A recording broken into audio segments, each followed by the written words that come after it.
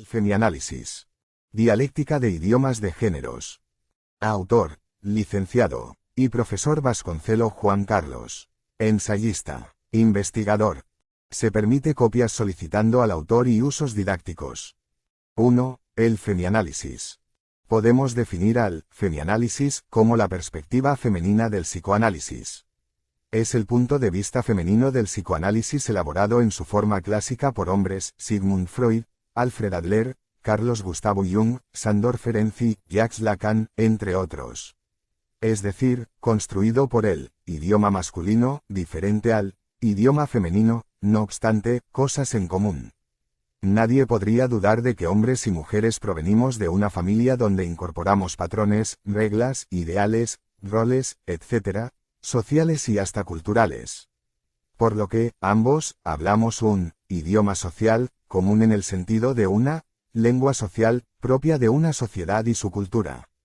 En tal sentido, los hombres hablamos un otro idioma, tanto como las mujeres hablan un idioma femenino. Vamos a llamar a tales idiomas sucesivamente, masculiné y féminé. Ello no implica que no existan otros idiomas de géneros. Pero a los fines de este ensayo, que es caracterizar y fundar el femianálisis, ambos idiomas alcanzan. Al respecto, no podemos pensar que ambos sujetos hablan el mismo idioma en el sentido en que un idioma de géneros, como el masculiné, implica otra lengua, su inconsciente es otro, su punto de vista, su perspectiva, visión, perspectiva, etc., son muy otros. Clásicamente se ha considerado que ambos sujetos viven en el mismo mundo y a lo que asistimos en la clínica, en las controversias de géneros, diferencias y violencias de parejas, etc., es que constituyen idiomas casi extraños entre sí. El fémine es el idioma que hablan las mujeres desde un posicionamiento social, como mujer ante un hombre, como madre, como profesional, etc., en que asistimos a una gramática muy diferente al del hombre que fue programado para hablar el masculiné y cumplir las expectativas sociales y familiares. Es decir, la mujer habla lengua de mujer y el hombre la lengua de hombre. ¿Cómo demostrar estas hipótesis? Es el objetivo de este ensayo y tesis. El psicoanálisis habla el idioma masculino. Considerar un psicoanálisis desde la mujer, o un psicoanálisis femenino, implica rupturas con las visiones masculinas tanto del psicoanálisis como de la mujer y lo femenino. De modo que, empezamos cuestionando el modelo masculino de la mujer y el psicoanálisis. Sigmund Freud, masculino, cuya posición social de clase media acomodada, hijo fiel del capitalismo, con su mirada conformista de los procesos sociales y de la mujer como la madre ideal de toda casa. Así, Freud consideró a la mujer dependiente desde lo económico, propio del capitalismo, como la mujer en general, aunque desde el discurso masculino, el suyo propio. Es decir, la violencia de forzar las características del otro para hacerlo encuadrar en la propia mirada como síndrome de Procusto, o como Procusto, el analista. Muchas de las características que Freud atribuye a la mujer no son sino generalizaciones de atributos propios de una mujer históricamente condicionada así como con sus condicionamientos sociales, culturales y de clases. Por otro y en el mismo sentido de la eficacia simbólica, Freud observaba a la mujer desde lo que vamos a denominar utilizando un concepto del psicoanálisis como narcisismo masculino y lealtad de géneros, donde el amor al propio género y su visión del mundo, de la vida, la mujer, etc., se corresponden con una mirada parcial y sesgada. Es decir, asistimos a una mirada masculina de la mujer como lecho de Procusto, del idioma masculino y desde la ceguera de género, característica. Como la lengua o idioma masculino determina el modelo de mundo a percibir, el hombre opera una lealtad de género, en cuanto a conceptualizaciones sobre la mujer. Así, el narcisismo de género tanto como la lealtad de géneros opera fundados en el narcisismo para definir al otro bando en el sentido tendencioso e interesado. Desde pequeño, el varón se identifica al padre y su punto de vista sobre el todo. Adquiere allí una primera versión del idioma masculino y que luego será retocado en lo social aunque sin cambiar el fundamento familiar de tal lengua masculina. Mantendrá la fidelidad a su modelo o palo, y considerará a la mujer tal como observó a su padre tratar a mamá. De modo que queda atrapado en la lealtad a su propio género y en el narcisismo de género de los hombres, es decir, en el punto de vista y definición del mundo del varón. Ello sucede así porque el padre se transmite en su hijo, tal como consideró Federico Nietzsche. 2. Dos lenguas en juegos. Partimos de Jacques Lacan, quien en su seminario, Disoluciones, nos habló de dos lenguas, el del hombre y la mujer, que ni intención tienen de comunicarse y que solo se confabulan a los fines de la procreación. Lacan llega a vislumbrar ambas lenguas ya hacia el final de su monumental obra y como resignificación de visiones parciales y sesgadas respecto de muchos debates sobre la feminidad. Recordemos, la feminidad, Freud, 1931, o a psicoanalistas como Anna Freud más obsecuente con su padre, a Melanie Klein, Helen Deud, Susan Isaac, entre otros.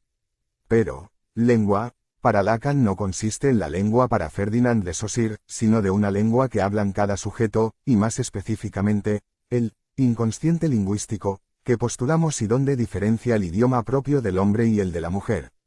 De modo que, la delimitación de lo real dependen de ambas lenguajes y no son iguales. La ilusión de igualdad habla más de diferencias que de similitudes.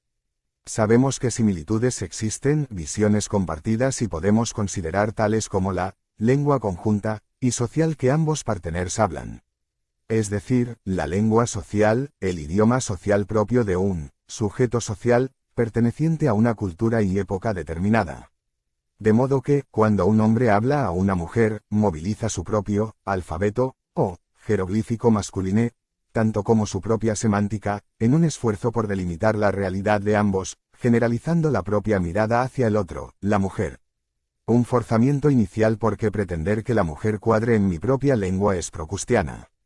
De modo que, asistimos a dos procustos, con un afán impositivo de sus respectivas lenguas, lo que no solo llevan a diferencias y luchas sino a cuestiones peores, como atestiguan los innumerables casos de violencias de géneros, divorcios, hasta de femicidios y los casos de androcidios.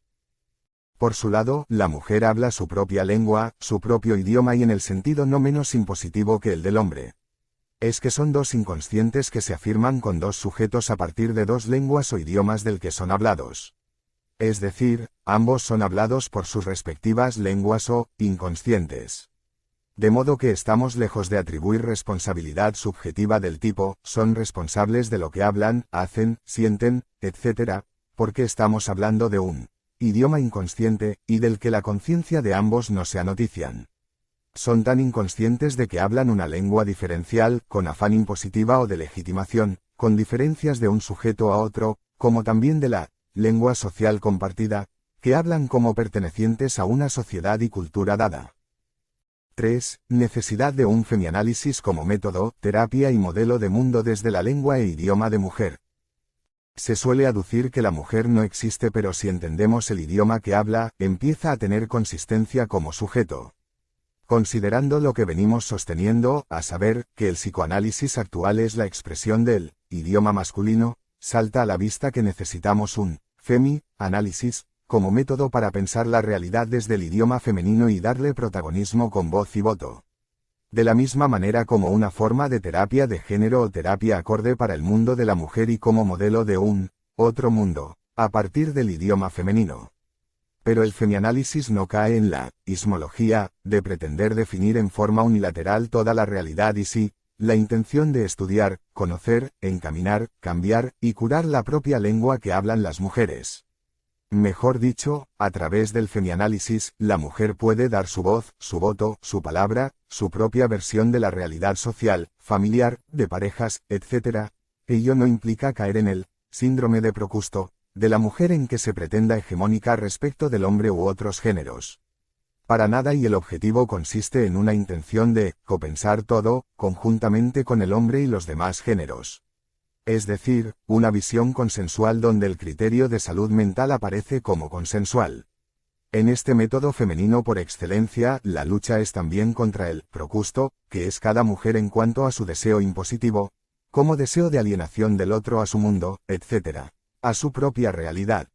Entonces, el afán de cuadrar en primer lugar al hombre, y en segundo puesto a los demás en el propio lecho aparece como dificultades y resistencias que el método debe resolver.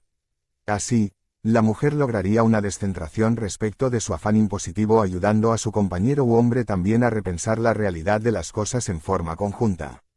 Sería el pasaje de seres individualistas y egocéntricos con afán de imponerse, buscando un reduccionismo del modelo de mundo del otro a las propias pretensiones egoístas.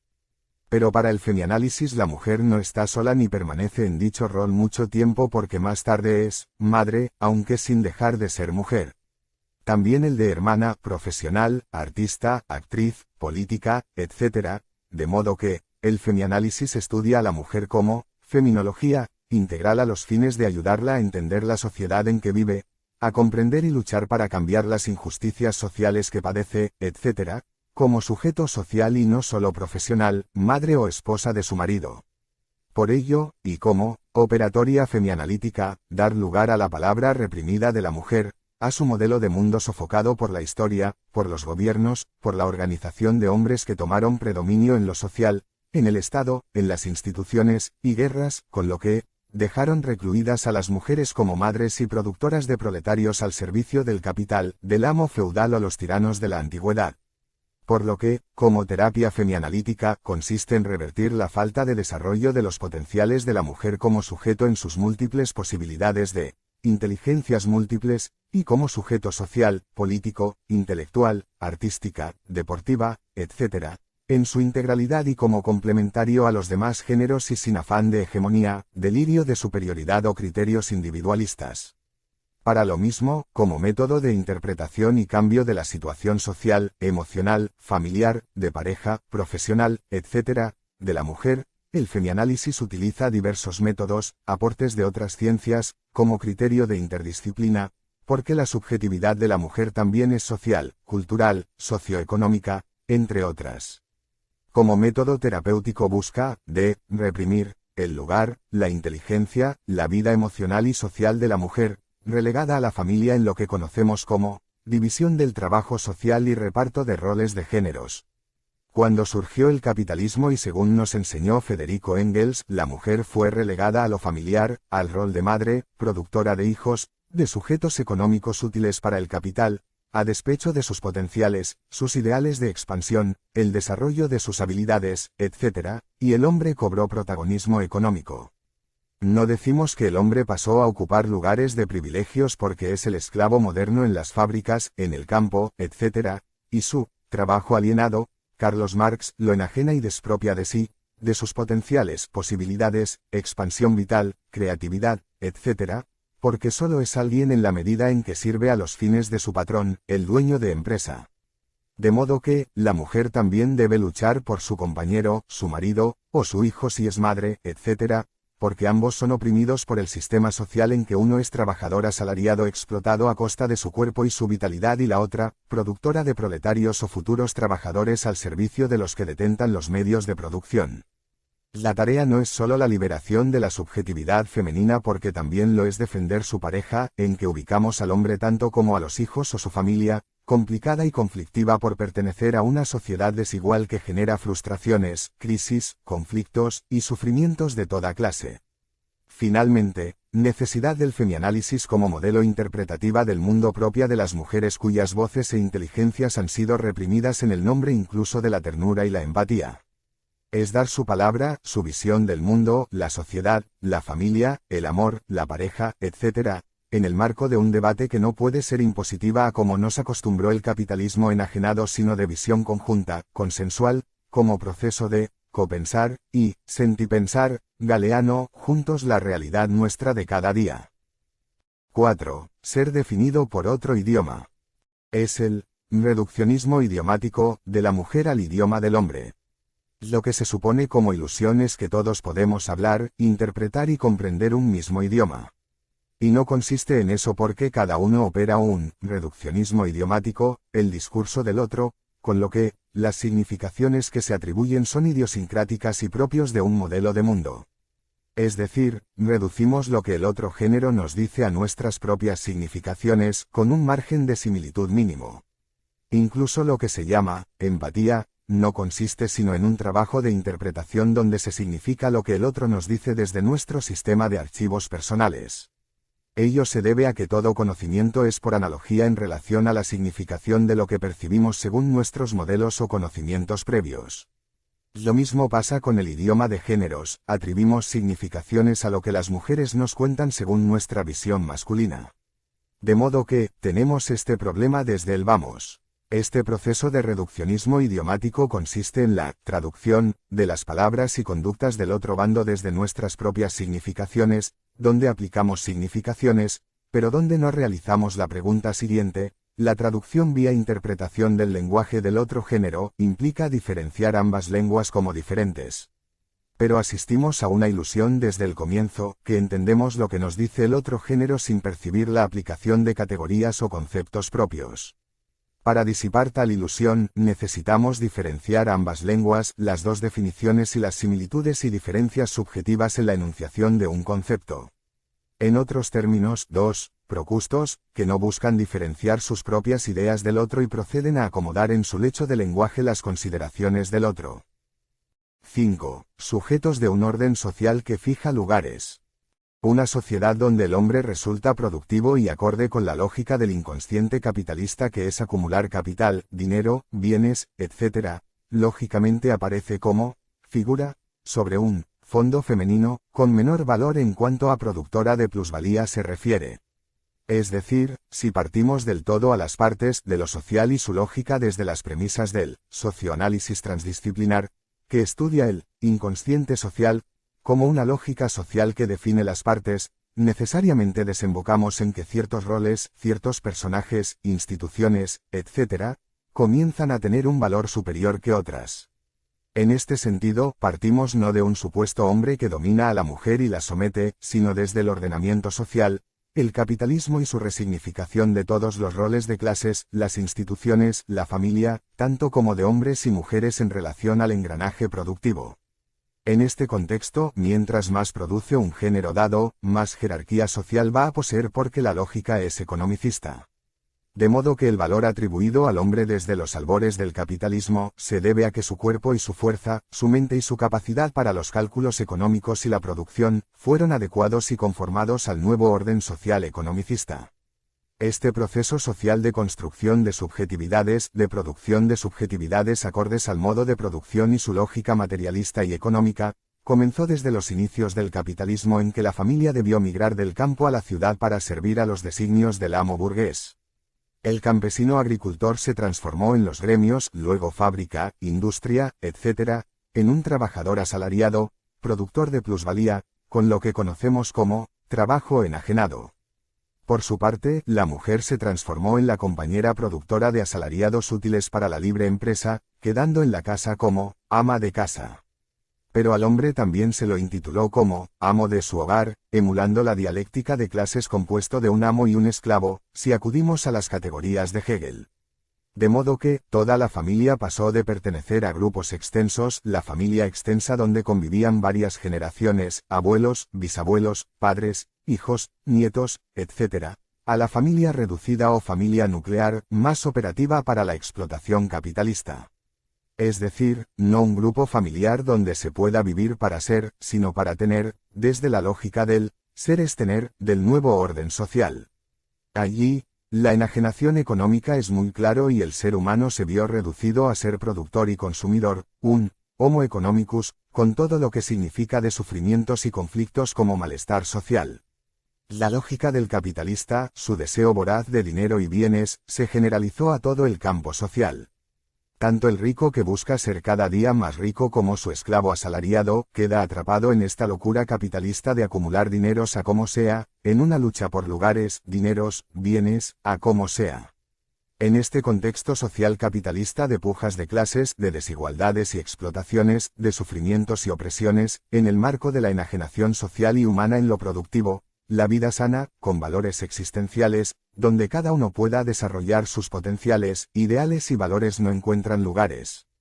Por un lado tenemos los lujos y derroches, la vida hedonista y ostentosa de los ricos y sus secuaces como clase media, y del otro, los que apenas llegan a fin de mes, la familia asalariada, productor de asalariados y plusvalías, los que sufren y mueren al servicio del capital, donde toda la familia padece las consecuencias de la desigualdad social. Evidentemente que cobra protagonismo en el escenario social la desigualdad social, la explotación, y sus consecuencias como sufrimiento de toda la familia proletaria. En cuanto al reparto de roles en la familia, la mujer queda a cargo de la casa y el hombre al servicio del patrón, que no aparece como un privilegio social ni como símbolo de superioridad o de estatus social, porque producir excedentes de ganancias y cobrar una miseria que solo alcanza para no morir de hambre no consisten tampoco en símbolos de superioridad. El hombre explotado, al servicio del capital, no aparece tampoco como un ser superior pleno de salud mental y vive sufriendo, frustrado, conflictivo, hasta con enfermedad mental de toda clase. Su esposa, aparece también como operativa en el reparto de roles funcionales al sistema social y debe criar a la prole para que sea productivo en lo escolar y pueda el día de mañana también ser un buen trabajador. Pero este reparto de roles entre la madre en la casa y el hombre en la empresa no duró mucho y prontamente se complicó con la escasez de trabajos, la desocupación, la subocupación, y comenzaron los problemas. Conflictos familiares, rupturas, violencia de parejas, femicidios, etc., cobraron figura en el escenario social. Pero si acudimos a ambos discursos, a saber, el del hombre y el de la mujer, vamos a comprobar que cada uno posee un modelo de mundo diferente, tanto de lo social como de la familia, la pareja, la crianza de los hijos, etc., porque ambos provienen de familias diferentes, con lo que, gracias al sistema de intercambios, Jean-Claude Lévi-Strauss, el desencuentro se ve incrementado por las exigencias sociales, la explotación y la lógica del malestar en una sociedad donde cuentan los bienes y dineros. En este contexto y gracias a los movimientos feministas, la mujer se definió como maltratada, explotada, dominada, etc., por su hombre. A falta de comprender el proceso social capitalista y la desigualdad como causal principal de lo que sucede en la familia y pareja, la parte femenina de la sociedad se posicionó como víctima del hombre, en una proyección de la culpa sobre el compañero sin poder comprender que los efectos de la desigualdad social, la escasez, la pobreza, etc., son tales luchas, conflictos, violencias y divorcios, etc. Sin embargo, si el discurso de la mujer es reivindicativo, pleno de quejas y reproches hacia el hombre opresor, necesitamos estudiar sus razones y entrever un panorama más claro al respecto. Merced a las consideraciones previas, podemos vislumbrar que el mentado privilegio, posición superior o mayor valor atribuido al hombre tiene su lógica en su utilidad como sujeto productor de plusvalía, en consonancia con el orden social capitalista. Es decir, tanto produce, tanto vale. La preeminencia económica del hombre llevó a que su subjetividad, su vida, su condición masculina sea considerada como superior al de la mujer, aunque sabemos constituye solo una faz del varón, su faz productiva de plusvalía, lo que se generalizó a toda su subjetividad, en detrimento incluso de la mujer que quedó en segundo plano en relación al engranaje productivo. El valor economicista del hombre condujo a su protagonismo social, político, familiar, en la pareja, etc., merced a la lógica del capital que sobrevalora todo lo que de ganancias. La dependencia de la mujer en lo económico se debió entonces a las necesidades del capital de instrumentar el cuerpo del hombre y su fuerza con fines productivos, minimizando otros potenciales, como las humanas por ejemplo. Entonces, podemos considerar que las quejas del feminismo y de la mujer respecto a su posición inferior encuentran su lógica en el orden social. La división del trabajo social y de géneros llevó a que la mujer sea productiva aunque en el hogar y otros trabajos accesorios en las empresas y en las instituciones. Lo crucial es entonces que en el capitalismo se valoran subjetividades de acuerdo a lo que aporta, a las ganancias que otorga. Mejor dicho, las condiciones sociales objetivas consideradas posicionan, dan un lugar, roles, y todo un imaginario de géneros donde el hombre se consideró como dominante en la pareja y familia, emulando su lugar en el modo de producción. Es decir, traspola su posición económica dominante al ámbito familiar y de parejas. 5. Lugares privilegiados. Vimos cómo la sociedad posiciona a hombres y mujeres en relación al engranaje productivo dando lógica tanto a cada sujeto como a la familia y las instituciones. Los gestaltistas dirían, el todo determina a las partes. Ahora nos toca estudiar las razones sociales que llevaron a reprimir el discurso de la mujer tanto como la represión del discurso femenino en el psicoanálisis masculino. Decimos, razones sociales, lo que implica, razones económicas, hasta culturales e históricas, porque en diferentes sistemas sociales, el reparto de roles como división del trabajo de géneros, se operó según el modo de producción y adquisición de recursos para sobrevivir. Por lo que, la mujer fue y aún es funcional al modo de producción capitalista como productora de asalariados, de hijos útiles para la producción, con lo que, la familia o la casa es el ámbito laboral de la misma merced a su condición de procreadora. Pero ello desestimó sus otros roles posibles, como el social, profesional, ideológico, científica, creativa, etc., lo que llevó a ser excluida del protagonismo social, relegada al ámbito del hogar y en función de su hombre, solo ama de casa. Es decir, la dinámica social y el reparto de roles recluyó a la mujer al ámbito del hogar, lo que llevó a la deprivación social, aunque lo social, en este contexto, no puede resultar un privilegio al orden exasperado del capitalismo. No puede ser un privilegio pasar de un hogar como dos sin patrones ni supervisores que obedecer, o el traslado en colectivos, trenes, etc., con sus rutinas diarias de frustraciones y sinsabores originada por la explotación social. Pero las mujeres y sobre todo el movimiento feminista llegaron a considerar como esclavitud el ámbito de desenvolvimiento de la mujer. Ello se debe a la comparación de la mujer con su esposo, esclavo asumido y productor de plusvalía, que a diario marcha a las fábricas, compitiendo por las miserias de puestos, transitando a diario la dura lucha del campo laboral del capitalismo. Y ello cuando logra conseguir un puesto como para ganar dinero y llegar a fin de mes. Al pobre diablo enajenado y funcional al capital se lo tilda incluso de privilegiado, a falta de una percepción social más acorde con lo que verdaderamente pasa. Las premisas previas nos llevan a las razones del porqué de las consideraciones de que el hombre lleva una vida privilegiada en relación a su esclava sometida y sufriente mujer. Pero en función de la lógica social, economicista inducido por el capitalismo, donde todo el mundo corre a diario para capitalizarse y lograr dinero, bienes, y a veces, ni siquiera un puesto, etc., lo que condujo a pensar que ella quedó relegada, excluida y explotada por su hombre. Por esa lógica, es claro que salir cada día, padecer los trenes y colectivos repletos, a temprana hora, padeciendo la disciplina de las fábricas, etc., se ha considerado como libertad por su compañera. Incluso como injusticia padecida, lo que alimenta el sentimiento de ser inferior, de menor valor, etc., tanto en lo productivo como sujeto, como mujer. Recordemos que en el capitalismo, tanto producís, tanto vales. La lógica economicista que inunda toda subjetividad, grupo e institución. Finalmente, solo unas pocas lograron saldar cuentas al salir a pelear los pocos lugares de trabajos en el comienzo del capitalismo hasta la generalización del salir a trabajar de hoy día donde ambos, mujeres y hombres compiten en pie de igualdad por mejores posibilidades, entendiendo por posibilidades la locura diaria de correr tras mejores salarios, bienes y en el fondo, dineros. 6. Un idioma de mujer reprimida en la sociedad y en el psicoanálisis.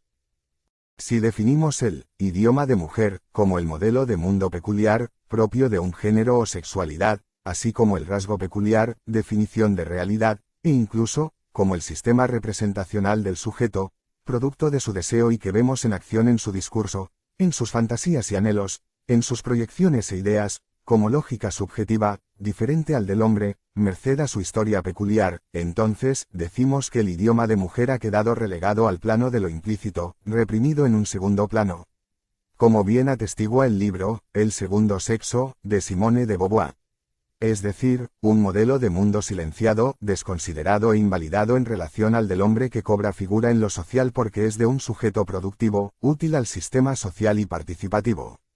Posee su lugar legitimado en el engranaje productivo y el sistema jurídico y político, cuando en lo ideológico, quedando para la mujer, el contexto familiar, los hijos, la casa. Esto no significa una represión total del tipo, silenciamiento, y dominación total, porque todo discurso o idioma reprimido, descalificado, invalidado y relegado retorna como queja, como reproches y luchas por ser, por legitimidad, por protagonismo y participación. Y vemos que es la queja cotidiana de las mujeres dependientes en lo económico buscando voz y voto. El hombre consideró el lugar atribuido por el burgués como legítimo en relación a su subjetividad cuando es solo valor economicista, productivo, como un esclavo productivo. Se creyó el papel social otorgado por el patrón, lo que se erigió en rol dominante ante otros roles potenciales y posibles, vinculados a la expansión de sus posibilidades más humanas. Es decir, quedó alienado en el discurso amo capitalista en su totalidad, dejándose engullir por la lógica materialista y economicista para considerarse ser superior, amo de su casa, dueño de su mujer y sus hijos. pero el conflicto cotidiano con su compañera le devuelven problemas que indican que la cosa no cierra y es la imagen cotidiana de millares de familias y parejas donde cada uno lucha por legitimar un idioma o modelo de mundo diferente al del partener. Por su parte, su compañera tampoco logró captar la lógica social economicista para considerarse relegada e inferior en cuanto al productivo hombre del que depende en lo económico y más aún en las clases menos pudientes. Incluso, las vivencias de injusticias padecidas, de ser relegada al no protagonismo, le generan los síntomas que Sigmund Freud percibió como histerias, la queja, la demanda de ser querida o valorada, cuando no de síntomas de sufrimientos como la conflictividad, entre otros.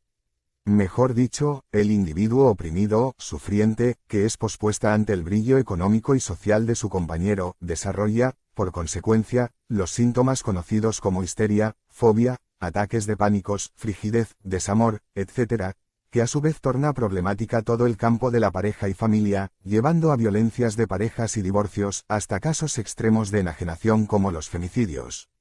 Claro es que tales casos implican una policausalidad y en este ensayo remarcamos las causales socioeconómicas más cruciales. Podemos considerar entonces que el idioma de mujer como su modelo de mundo, sustentado en un deseo, en un linaje de mujeres, que luchan a diario por instalar su modelo de mundo, de amor, pareja y familia, es reprimida socialmente merced al protagonismo del idioma de su pareja, el hombre. Hablamos de un proceso social y donde el mecanismo de represión implica el silenciamiento, la descalificación, censura, la invalidación, etc., quedando en posición de lo prohibido y que posee conexiones con la dependencia económica respecto del jefe de hogar. Es decir, la mujer asume la descalificación social de su lugar, el ser relegada y menospreciada desde lo productivo, porque es quien no aporta plusvalía, por lo que, toda su subjetividad queda desvalorizada. La subjetividad de su hombre es sobrevalorizada porque es un trabajador, un productor de dineros, de capitales, etc.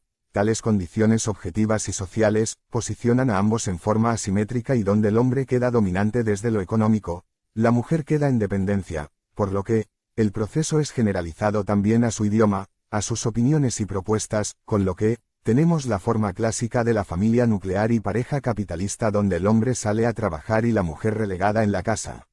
Sin embargo, este cuadro fue variando a medida que el capitalismo iba entrando en zonas de crisis, con lo que, las desocupaciones y la escasez, llevaron a que la mujer deba también salir a trabajar junto a su hombre y que condujo más tarde a los reclamos de igualdad salarial, mayores derechos, etc., imposibles si la mujer también no participa en el engranaje productivo.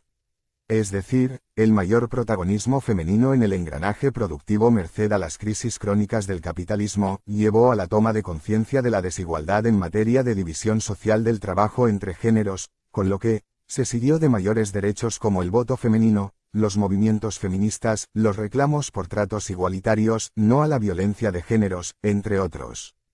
Por otro y en consonancia con el orden social economicista, donde la preeminencia del varón llevó a la descalificación y represión del idioma femenino, observamos un psicoanálisis masculino que históricamente silenció o reprimió el idioma de mujer en su seno.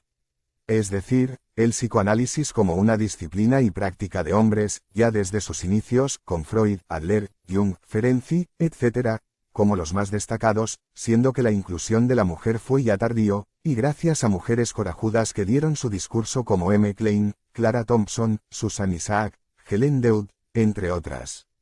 De modo que, una ciencia de hombres también mantuvo la fidelidad al propio género y la consideración autística de un solo idioma como válido y con el que incluso definieron a la mujer en muchas de sus características, el idioma masculino, el masculiné. Es decir, una represión en el sentido de exclusión del discurso femenino de la agenda oficial del psicoanálisis, quedando el idioma masculino como el idioma oficial para calificar y caracterizar a la mujer como histérica, envidiosa de los atributos del varón como el de poseer el pene preciado, y que Freud mismo consideró como protesta viril, o deseo siempre latente de desear ser hombre. Si Freud hubiese considerado él como el hombre, podría percibir que además de su visión masculina existían otras posibilidades idiomáticas, pero no fue así y se quedó con su posición unilateral o visión singular de sujeto respecto de la mujer, que hoy día sabemos, posee su propia mirada, visión, idioma o modelo de mundo. 7. A causa del hombre. Hablamos de dos idiomas, a saber, el féminin y el masculiné, aunque existen otras, como el idioma conjunto y social que ambos hablan sin darse cuenta. Es así que juegan el modelo masculino y de mujer epocal, así como el modelo de amor, pareja y familia igualmente epocal, y organizado por el orden socioeconómico que posiciona a ambos en forma objetiva, aunque desde lo subjetivo, desde cada sujeto, las vivencias y consideraciones sean diferentes. Así, el hombre no percibe su funcionalidad al sistema de opresión economicista tanto como la mujer no percibe que tanto su hombre como ella misma y los chicos, etc., son víctimas del sistema de opresión. Es decir, las determinaciones sociales como la desigualdad, lucha de clases, la pobreza, la lucha por la supervivencia, la lucha por los lugares de trabajos, etc., llevan a luchas y conflictos, diversas formas de violencias, como la violencia de parejas donde ambos luchan por hacerse valer, porque la otra parte pueda considerar el propio idioma. Es decir, los reproches recíprocos, las peleas y diferencias entre hombres y mujeres, como en la pareja. La mujer no logra captar las causales sociales que la posicionaron en su rol preponderantemente de ama de casa, así como el hombre no logra percibir que su preeminencia es solo económica y que su mayor valor atribuido por un orden social economicista no se corresponde con las expectativas humanas más nobles. Sin embargo, a las determinaciones sociales se articulan las psicológicas, como el deseo femenino y el masculino, ambos articulados en lo que Freud mismo denominó complejo de Edipo. Entonces, la lógica de una vida, como el de la mujer, tanto para todos como para ella misma, no tiene sentido sin su rol de mujer de, o el de hombre de, que, finalmente conduce a la pareja, el matrimonio y familia. Por lo que, en la pareja, por ejemplo, el amor cobra relevancia y el deseo es la de ser reconocida como mujer de, tal como otrora la niña había incorporado de sus padres. Lo mismo para el hombre que busca la felicidad en el amor, la pareja y familia, sin saber lo que le espera. Así, hombres y mujeres buscan la felicidad, el amor y pareja como fases o etapas perseguidas por todos y todas. Es lo más acorde al deseo y subjetividad de cada uno porque el programa edípico empuja hacia el mismo. Pero sin que el amor se reduzca tan solo a las determinaciones económicas o edípicas, sabemos de los aportes del socioanálisis transdisciplinar que existe un modelo de amor epocal, tanto como de mujer, de hombre, familia, etc., de modo que, para el femianálisis, no nos podemos centrar solo en aspectos subjetivos, vinculares o familiares, sino además sobre la vertiente socioeconómica y sociocultural de los procesos. De acuerdo con lo anterior, la misma familia se ubica en una clase social dada y con ciertas posibilidades, donde la clase baja padece en demasía el impacto de la pobreza y la opresión, con lo que, todos los conflictos se maximizan, como los problemas de parejas y las diversas formas de violencias que son utilizadas instrumentalmente para imponerse en el propio idioma de género. Pero no obstante la pobreza y los conflictos resultantes, ninguno de los dos inculpa al orden social por los conflictos que padecen sino a la pareja, al partener. Hombres y mujeres se inculpan por las peleas y diferencias y muchas veces logran terminar con su pareja sin poder comprender la lógica de los acontecimientos. La mujer padece, a causa del hombre, y éste de la mujer. Es allí donde emulan la dialéctica del amo y el esclavo de lo social como lucha de clases que en la pareja aparece como la lucha entre un hombre sobrevalorado socialmente por su rol económico y la mujer que reclama justicia en los tratos, equidad, igualdad, ser escuchada, etc., es decir, localiza la culpa en el otro, como su hombre. Pero ya veremos que además de la réplica de la desigualdad social en la pareja y familia, aparecen determinaciones como el de linajes, producto del sistema de intercambio, Jean-Claude Lévi-Strauss, que operan en el sentido no la alianzas como se espera sino de divisiones y luchas vanas que solo terminan con las esperanzas de una pareja y familia feliz. 8. La psicopatologización de la mujer. De un orden social medieval y familiar relativamente estable, y con el rol de la mujer centrado en la familia y los hijos, se opera el pasaje al orden social capitalista, el traslado del campo a la ciudad, el nacimiento de los gremios y empresas, la gran industria, y la monumental sociedad con sus dos clases sociales principales, su dialéctica desigual, la explotación del hombre por el hombre, con sus secuelas de sufrimientos, enfermedades mentales y conflictos de toda clase. Junto a este proceso social de predominio de una clase social nueva, el burgués, surgieron sus instituciones como el Estado, el Parlamento, el voto, los partidos, escuelas y hospitales, universidades y profesionales acordes para el control social de quienes osen desviarse de la finalidad productiva de todo. El discurso médico y psiquiátrico se centró en lo corporal y en las enfermedades mentales, respectivamente a los fines del control psicosocial, de quienes no contribuyan al todo productivo o quienes no sean productivos como el loco. Incluso de quienes no se adapten a la nueva sociedad y a los fines de la conformidad social, familiar y de pareja. Es decir, instituciones y profesionales que se encargan de adaptar y conformar a un orden social invivible. La mujer no es ajena a ello y su relegamiento al ámbito familiar con sus reacciones consecuentes necesitaba ser estudiado, clasificado y considerado desde el discurso psiquiátrico y psicológico. De modo que la queja histérica, sus desmayos y sufrimientos a causa de una subjetividad reprimida, como todo su discurso de mujer, su protagonismo y desarrollo de potenciales, fueron sistemáticamente diagnosticados, etiquetados y orientados hacia la terapia y los psicofármacos. Es decir, las terapias, el psiquiatra, el psicoanalista y el psicólogo, como agentes directos de adaptación y adaptación a la lógica economicista del capitalismo. Así, la mujer debía conformarse como the second sex, y solo en pocos casos el salir y trabajar a la par con su compañero.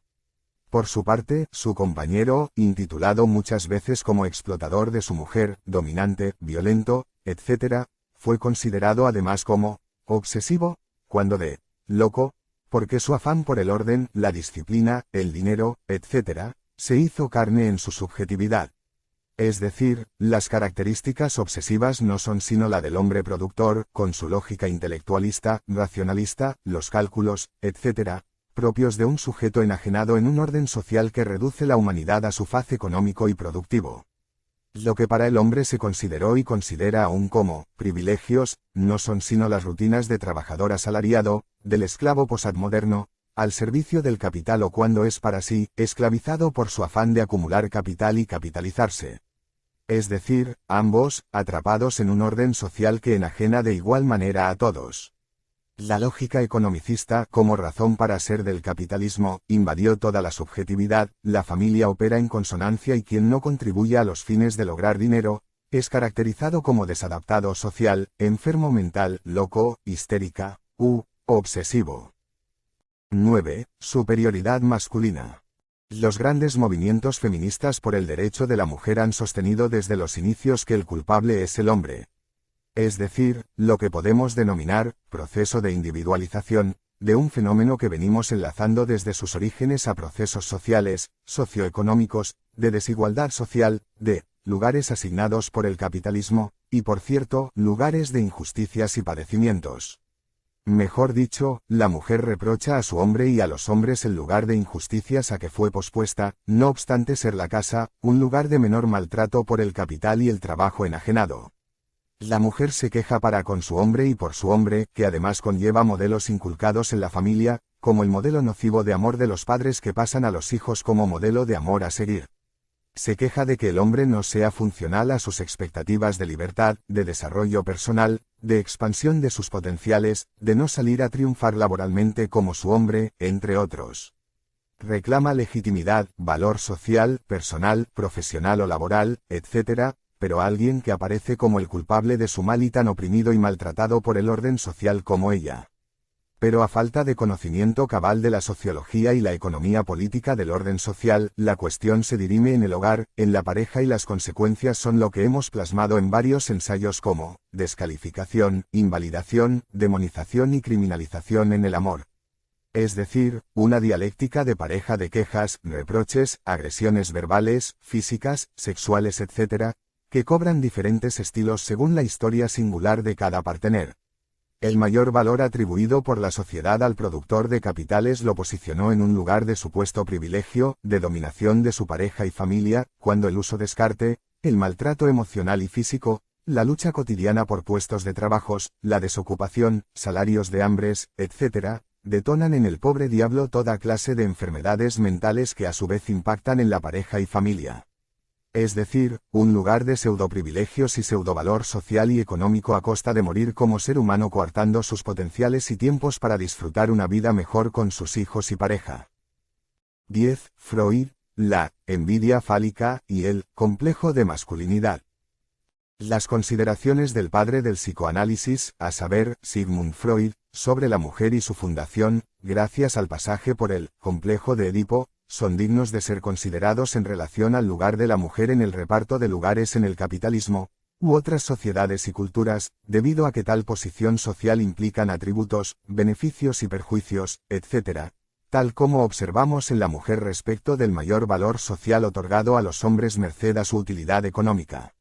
El hombre quedó atrapado en la lógica economicista y la vorágine de producir y consumir, siendo la vida un camino productivo, de ida, y cuando ya el cuerpo no puede producir, la misma lógica productivista excluye al hombre como jubilado, inválido, enfermo, viejo y condenado a los hogares de ancianos ya listos para morir.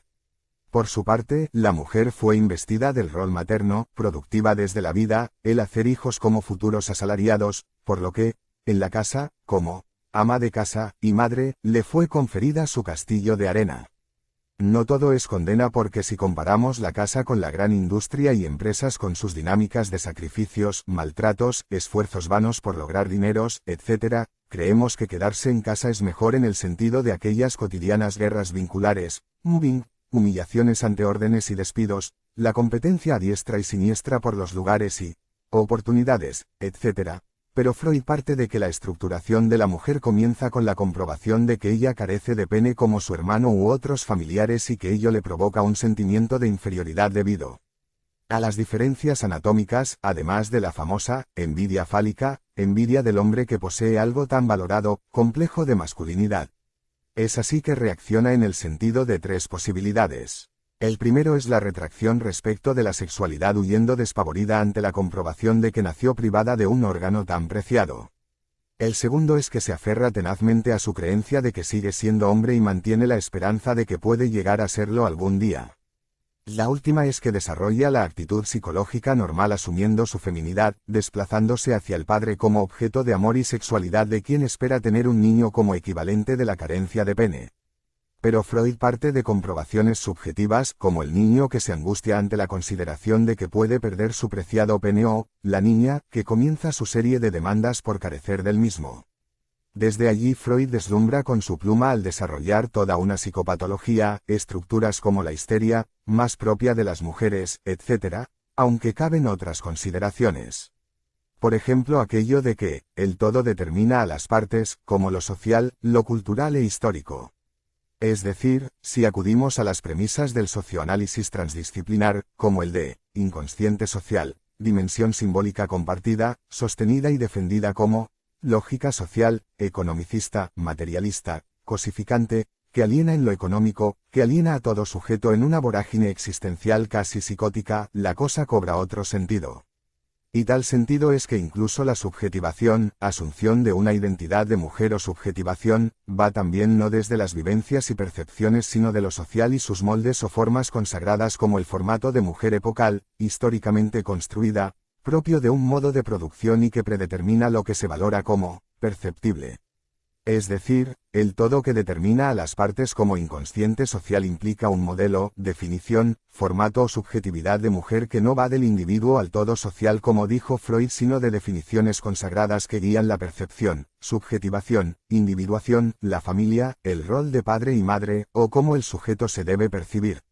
Mejor dicho, existe un molde social de mujer con sus funciones y características definidas merced al ordenamiento social que delimita cómo debe estructurarse una mujer o un hombre pero que permanece en zonas de represión, zonas compartidas de ideas, prejuicios, moldes, roles, ideales, etc., que no se replantean merced al rango de tabúes sociales, pertinentes para el orden social y cuya relativización resulta al menos culpógenas, además de requerir un conocimiento cabal del todo que guía las partes o subjetivaciones. En este sentido, lo que Freud percibió desde su posición social acomodada como inferioridad femenina, la protesta viril consecuente, etc., no son sino las quejas y reacciones de una niña que percibe el mayor valor familiar y social de los niños y del hombre, personificado en su padre. La preeminencia paterna y la dependencia de la madre llevan a la niña a atribuir propiedades superiores al hombre sin comprender que tales obedecen al rol económico de hombre proveedor en la casa y proveedor de plusvalía en la empresa y sociedad. Es decir, funcional al capital, la división en clases explotadoras, la clase baja y su rol de asalariado productor de plusvalías. Para dar una imagen por contraste, veamos una sociedad donde se valore a los que producen habilidades corporales como sociedad deportiva.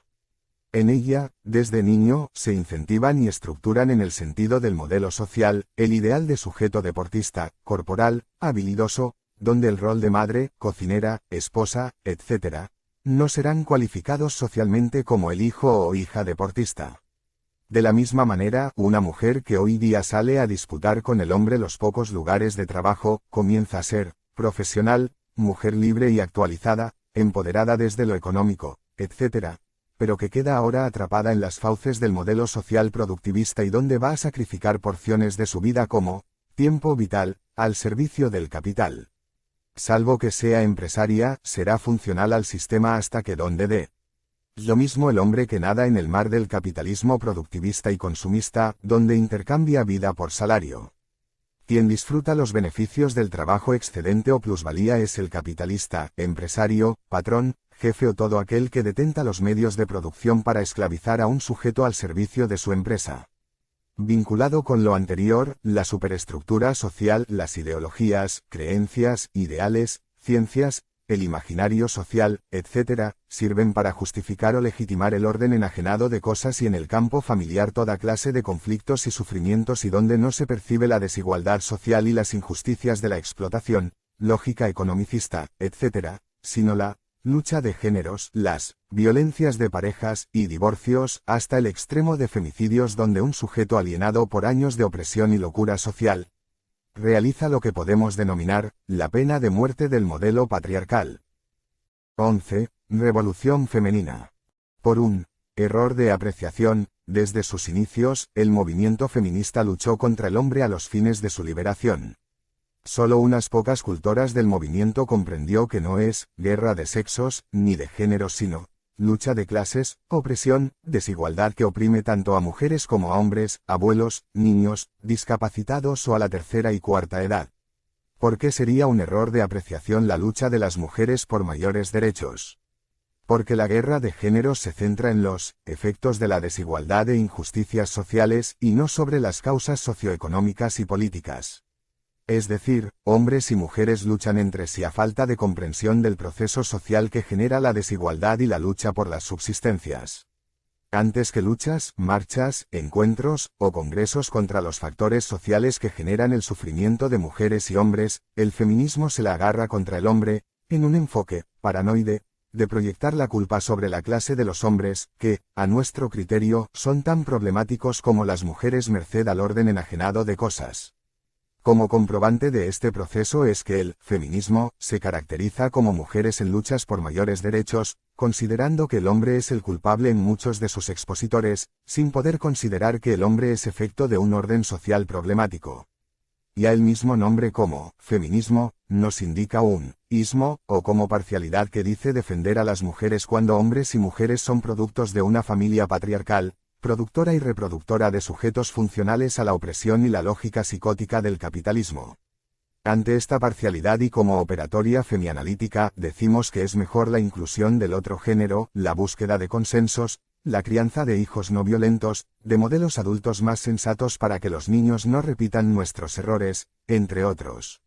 Es decir, buscamos los orígenes del modelo patriarcal donde se considera erróneamente que el hombre domina a la mujer cuando ambos están posicionados en roles distribuidos a los fines del capital antes que el amor, la pareja y familia.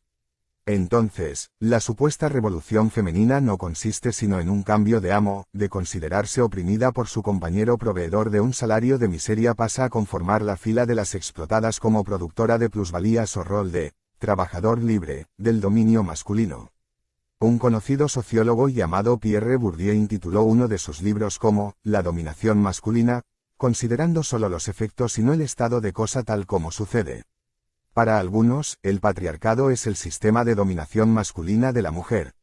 Pero las crisis de este modelo ya desde los inicios como conflicto de parejas, divorcios, violencia de parejas, etc., nos indica que tal dominio se parece más a un modelo patriarcal dividido en una dialéctica inmanente que un modelo de dominación. Volviendo al movimiento feminista, sabemos que los hay de varias clases, pero todas consideran que el sistema es masculino, es decir, el hombre, como visión sexista del tema y donde no existen otras determinaciones más que el sexo masculino o en su defecto, la subjetividad masculina. Pero si citamos a una socióloga que piensa diferente que Pierre Bourdieu, y que se llama Esther Villard, con su obra maestra, El varón domado, donde describe a una mujer amo, dueña y señor de su casa y de la pareja, que adecua o conforma al hombre a sus necesidades, etc., la cosa cambia. Es decir, al menos, existen dudas razonables respecto de los sismos de géneros que no defienden al ser humano como un género humano, compuesto de varios géneros o identidades, sino a uno, el feminismo. Un ismo muy claro, por lo que nos inclinamos como operatoria femianalítica hacia la perspectiva multigéneros, defendiendo la diversidad de identidades de géneros e identidades sexuales. Otro tema que obvian quienes se las agarran con el modelo patriarcal es que no es solo patriarcal sino también sistema matriarcal, si consideramos que mamá y papá sustentan la familia patrimatriarcal y su reproducción a través de los hijos que continúan las tradiciones o modelos transmitidos por los padres. Por supuesto que tales padres son parte de la sociedad y transmiten sus valores. Es decir, cuando se habla del modelo patriarcal, se lo caracteriza desde el idioma masculino y no desde el idioma de mujer, con lo que se excluye a la mujer y madre como partícipe en la reproducción de niños y niñas funcionales al sistema social. Se particulariza las objeciones a un solo género y se vela u oculta a la otra parte que es la mujer que al ser madre transmite los roles funcionales al sistema social. Una verdadera revolución de géneros debería defender tanto a la mujer, al hombre como su compañero, esposo, padre, hijo, hermano, etc., la pareja, la familia y los hijos como los elementos cruciales de una humanidad libre de opresiones y sufrimientos. 12. Derecho a la igualdad. El afán de igualdad violenta el derecho a la diversidad, a no ser que sea respecto de la ley, en la ley como igualdad legal. Pero en la realidad material, las clases sociales por ejemplo, no hay igualdad ni menos respecto de los sujetos donde la particularidad es parte de cada uno. Pero lo idéntico busca forzar las diferencias en lo igual, como otro lecho de Procusto. De la misma manera, si buscamos forzar lo común en las diferencias, violentamos lo común que poseemos como sujetos, grupos, instituciones y clases sociales. De modo que, definir una postura donde seamos todos diferentes e iguales no ante la ley sino con leyes que sean justas y equitativas. Con ello, incluso una ley puede ser injusta y violar los derechos más humanos que podamos concebir. Cuando el feminismo reclama el derecho a la igualdad, está pidiendo un imposible en el campo de la subjetividad porque lo mejor que poseemos es poder ser particulares, diferentes, no obstante, cosas comunes. Pero en lo laboral, es justo que los salarios y oportunidades sean igualitarias, por lo que, en ciertos campos el reclamo de igualdad es muy buena. En lo social y merced a la división del trabajo, resulta imposible la armonía de los sexos y géneros merced a la lucha por los lugares, por las oportunidades, con lo que, la lucha por la escasez, se encarga de dividir a los géneros tanto como a hombres y mujeres que necesitarán de una mirada abarcador como para trascender el campo de batalla social y poder así hacerse un nicho emocional, una pareja y familia con relativa armonía y felicidad. De lo contrario, la competencia entre hombres y mujeres por los lugares de trabajo incrementará el malestar y la guerra de sexos, con sus consecuencias negativas para ambos, los hijos y la familia. En definitiva, una mujer es un proyecto de madre así como un hombre es un proyecto de padre en relación a la función de la pareja de anticipar la familia y los hijos. Todo el secreto reside en entender el para qué sirve una mujer o un hombre, así como una pareja y familia. Y la respuesta es para criar a la descendencia como finalidad filogénica y lograr dosis de felicidad como amor, sexualidad, familia, los hijos, etc., para cada sujeto como su finalidad personal. Entonces, como operatoria femianalítica crucial, debemos buscar a través de la mayéutica existencial, con cada mujer y en las mujeres es que puedan percibir y valorar sus diferencias, que la cuestión no radica en seguir los pasos del hombre, superarlo, competir con él desde cierto revanchismo o considerar que entre hombres y mujeres todo es poder. La mujer debe luchar por ser diferente, pulir sus diferencias, mejorarlos, desarrollar tales diferencias y logros y cooperar con su hombre a los fines de la pareja, los hijos o familia. Esto porque todo el contexto social colabora en el sentido del divide y reinará así hasta ciertos movimientos que pujan por la guerra de sexos que solo echan leñas al fuego. Es decir, conocer y desarrollar roles complementarios y no suplementarios o de exclusión del compañero. Ambos sufren y padecen el orden social, la escasez, la lógica economicista, la desocupación, la falta de tiempos para con la pareja y familia, etc., que el incentivo de la rebelión solo incrementa el sufrimiento como violencias, divorcios difíciles, que los niños padecen y vivencian como escuela a seguir. 13. La familia y pareja patriarcal dividida. Una operatorio femianalítica crucial y que divide a la mujer como sujeto es que la familia no es la familia redonda, hecha y derecha como promueven religiones y ciencias, sino una familia dividida en su seno merced a las diferencias de ambos, ya desde los orígenes, como nos lo enseñó Jean-Claude Lévi-Strauss.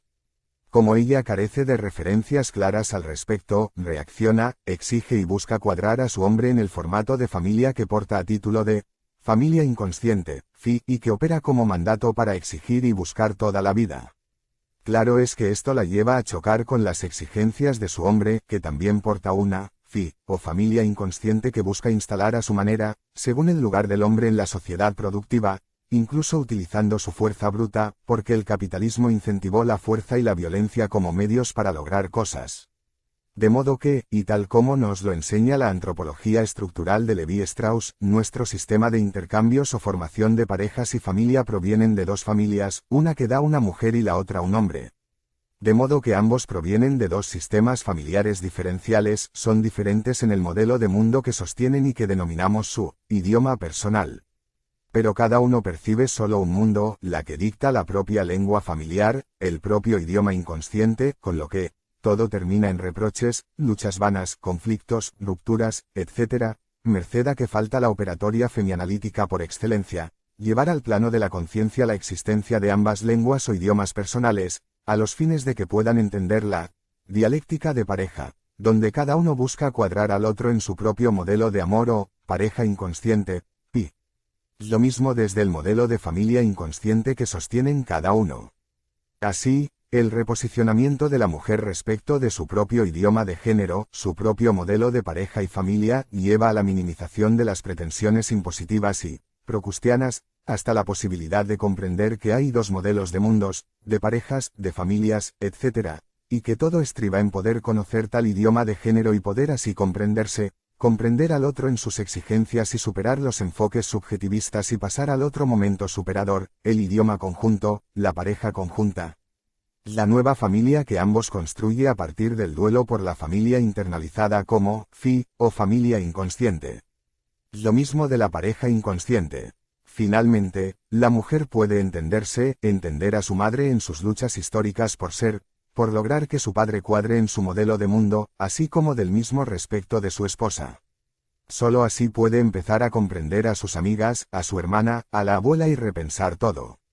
Precisemos todo de nuevo. El concepto de familia que históricamente fue utilizado y aún se utiliza como un axioma no existe. No existe la familia redonda con sus funciones y jerarquías como si fuese un lazo natural, porque la exogamia estudiado por la antropología nos dice que hay dos sujetos provenientes de dos familias con sus culturas diferentes pero que buscan legitimar en el marco de la dialéctica inmanente en la familia dividida en dos linajes, donde cada uno defiende su línea de familia, el modelo de familia de origen, y lo busca instalar a como sea porque todo el proceso escapa a la conciencia. Esta dialéctica intersubjetiva, donde ambos defienden un modelo de familia y pareja, etc., divide a la familia en dos bandos, en dialéctica impositiva, como algo que podemos denominar síndrome de los Capuleto y los Montescos. Son los dos polos del dinamismo interno de la familia y donde podemos encontrar diferentes desarrollos según pretensión de cada integrante. La imagen que se nos viene a las mentes es la de la pareja del yin y el yang, como unidad dialéctica y contradictoria, pero que motiva, moviliza, marca los avatares de cada pareja y familia. En los casos de divorcios, la ruptura no sigue sino las líneas de fracturas de la división interna. Allí, hubo más diferencias que consensos y la pareja no pudo desarrollar la zona común, como idioma conjunto, como pareja conjunta, que apunta hacia un norte a partir del concepto de sinergia de parejas. 14. La mujer dividida. Dividida de forma múltiples porque, primero, la vemos dividida entre una falsa conciencia de lo que le pasa y percibe que pasa en su pareja y familia, etc., y su inconsciente donde encontramos todo un programa de vida, un guión de pareja o pareja inconsciente, una familia inconsciente que busca instalar, entre otros. Segundo, con una pareja dividida en dos modelos, dos formatos de amor correspondientes sucesivamente a la pareja que porta su partener, y el suyo propio. Tercero, dividida en dos pretensiones de familias y donde podemos considerar el suyo propio y el de su pareja. Cuarto, finalmente, dividida entre estas divisiones subjetivas y familiares y la pareja que logró construir y, la pareja social inconsciente, o PSI que opera en los intersticios de su pareja y familia, imponiéndole un formato social de amor epocal que lleva la impronta del formato patriarcal, según se rebuzna por todos lados. Pero no obstante tales divisiones, ella se empecina en lograr unidad, lograr la pareja anhelada, su ideal de amor y familia, pero se encuentra con que su hombre no está de acuerdo en nada. Es que también está dividida en dos idiomas de amor, el suyo y el de su hombre, así como de forma inmanente, el modelo de amor del padre y el de la madre, que la carcome desde el fondo de su guión de pareja. Una actriz y autora desgarrada por todas las divisiones citadas y que busca su unidad, autonomía, a pesar de todo y contra todos. Una guerrera feminista, una mujer actual que busca su libertad, ¿de quién? Pues de su hombre, que es quien no colabora para que ella cumpla los imperativos de su familia inconsciente, su pareja inconsciente, y su forma de ser mujer, diferente a la madre de su hombre, que, según el mentado Sigmund Freud, él busca reproducir en su mujer. ¿Cómo podemos curar esta pobre mujer de todas las divisiones que describimos? 15. Curar a la mujer dividida. Una de las primeras divisiones que toda mujer padece es la división en clases sociales y los ideales que cada posición social induce en cada sujeto. Las ofertas son muchas, pero las posibilidades se acotan, llevando a frustraciones, privaciones, etc., que generan agresión, hostilidad, además de conflictos en la pareja y familia. Incluso, como sostiene Vincent de Gaulehac desde la sociología clínica, la desigualdad social se replica en la pareja y familia, como por ejemplo el hombre que replica la dominación de clases en su pareja, respecto de su mujer. Pero en nuestro caso, la mujer no se autopercibe como esclava ni dominada y sí como sujeto de un modelo de mundo, de amor, de familia, etc., por lo que, y como sujeto, es activo en buscar la instalación de sus posibilidades. Claro es que, sabemos, chocan con las de su pareja, con lo que, aparece la segunda división, la de su pareja dividida entre lo que ella busca instalar como modelo de amor y el de su hombre. Esto genera la dialéctica de parejas, que aparece como impositiva porque ambos perciben un solo modelo de amor y de vida, a saber, el suyo propio, debido a que es la óptica con que se representan en el escenario familiar y social.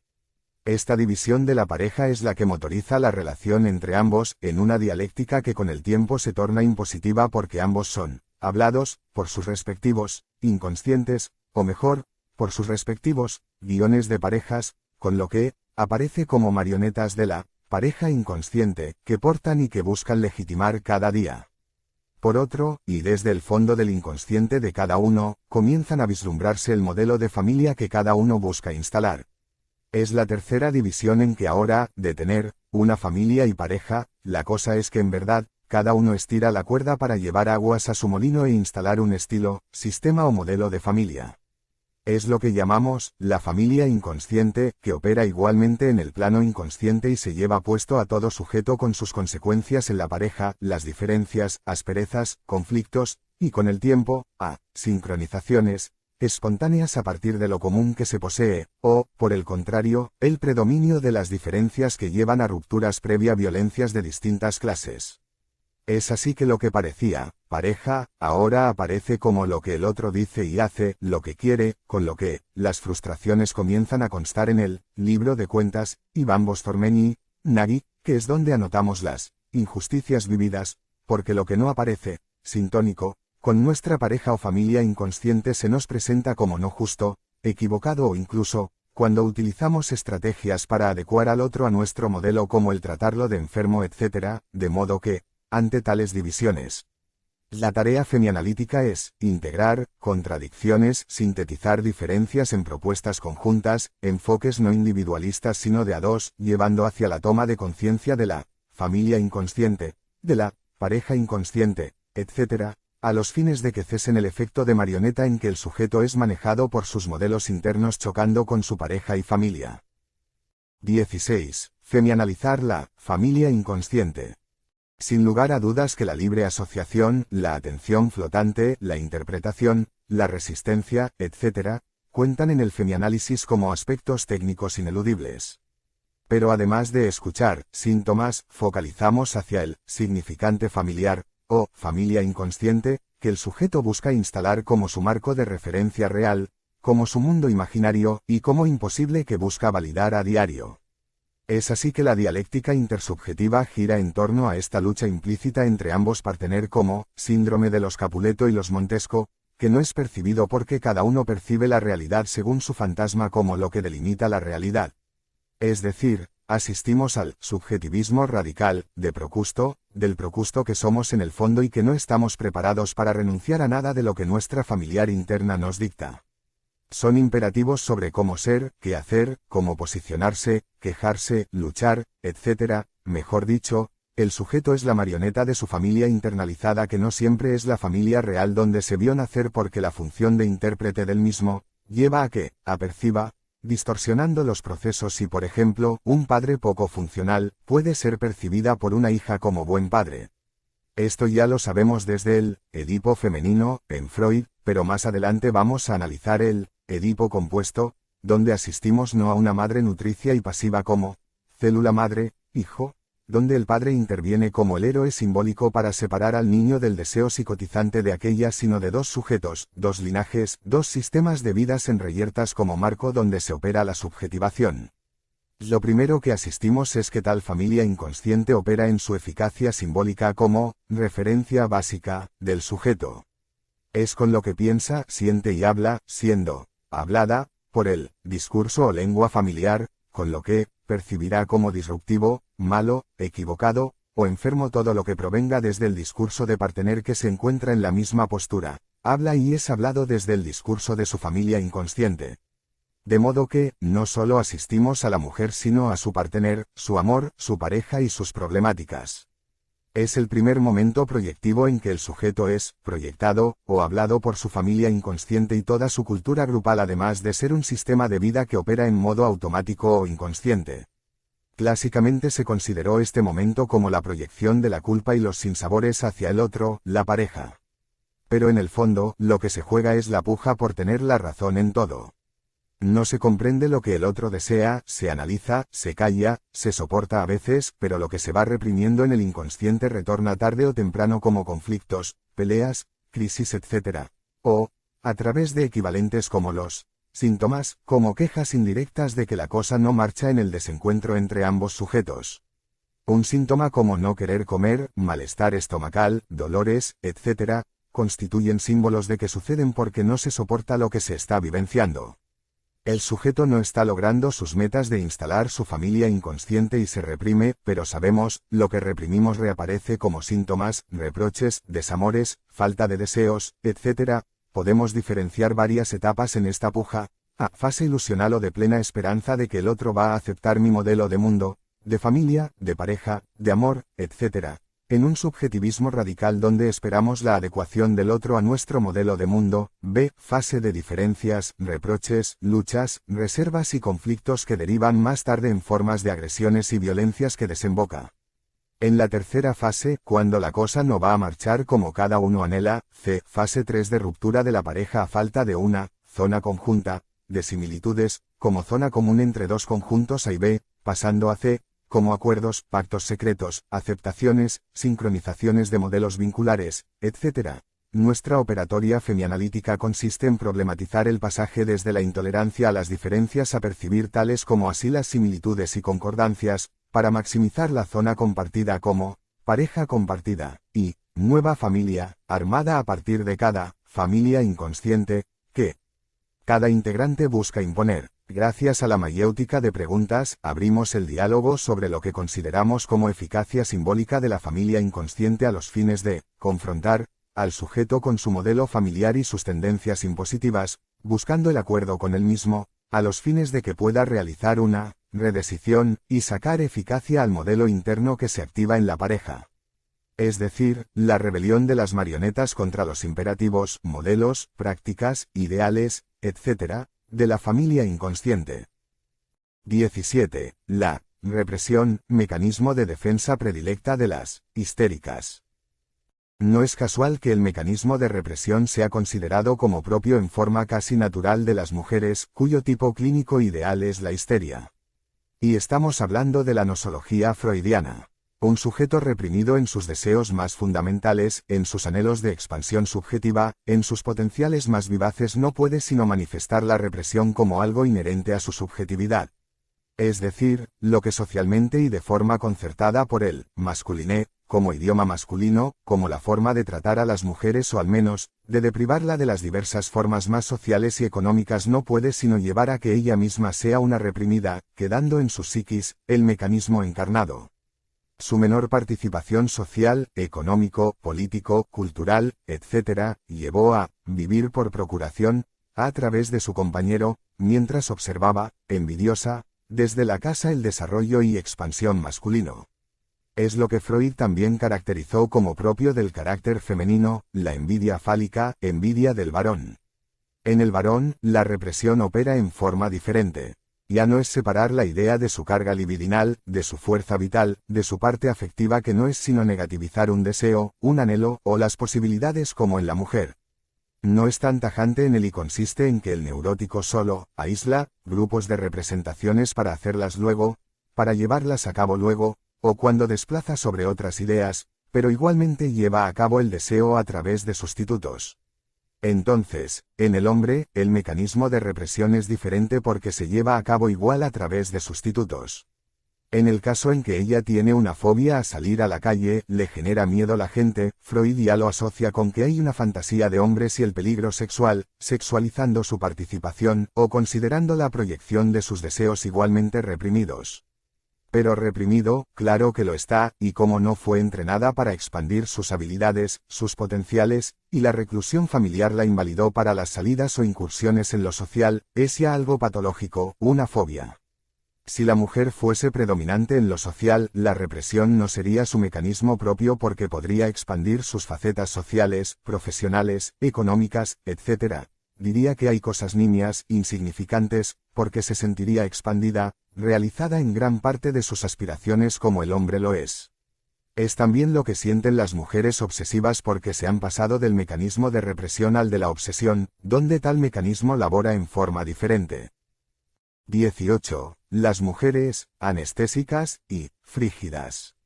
Son patologías, porque se inhiben en el momento del coito, no disfrutan, no llevan al clímax como en la anorgasmia o directamente rechaza la sexualidad, se reprime totalmente, como sostiene Freud en La sexualidad femenina, 1931, es decir, la mujer no sería reprimida en su sexualidad recluida en un hogar tedioso y de aburrimientos que no genera deseos ni fantasías eróticas como para activar el deseo en su plenitud sino que es limitada.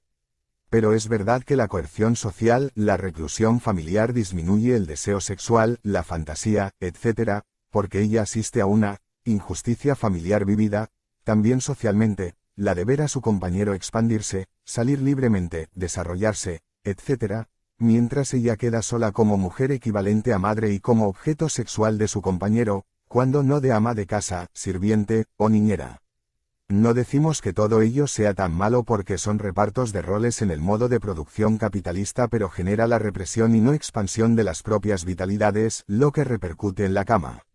Un sujeto frustrado que asiste a injusticias, poco motivado, etc., no puede tener vigor y deseos urgentes en un clima de rutinas y de un contexto regresivo que reactiva todo el escenario familiar de la madre y su dinámica de dependencia. 19. La mujer tras la senda del varón.